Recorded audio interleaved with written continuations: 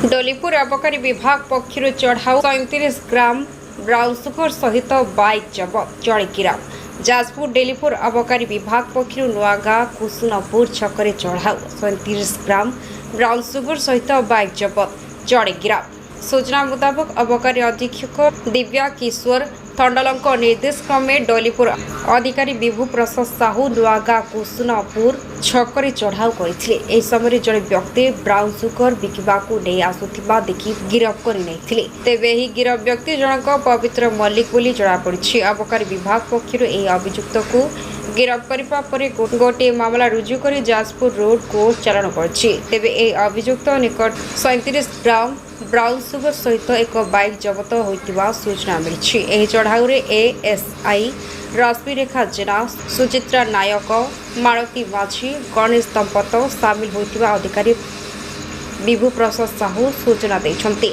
जाजपुर संतोष रथों को report Kosal Times. Vibhu Prasad Sahu OIC Dolipur excise station. आज सकाल प्राय 9:15 समय आम विशेषतौर खबर पाइलु जे त्रिजगा कॉलोनी गोटे 25 वर्ष गोटे पिला ता ना हूँ पवित्र मल्लिक, जे कि बहुत दिन है ब्राउन सुगर बेपार करता। सी भद्रक ब्राउन सुगर आणिक आसार आम पाखे खबर आसला। यही खबर सत्यता अनुसंधान करी आम गोटे टीम फर्मेसन करूँ। टीम आमर विभिन्न छक जगी, गोले छक जगी, मिलिटा छक जगी।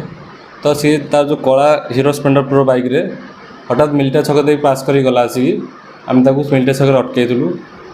अटकई उपज साक्षी मान सम्मुखें तलाश कर 37 ग्राम ओजन हिरोइन जोटा ब्राउन सुगर पाउडर कर जबत हो।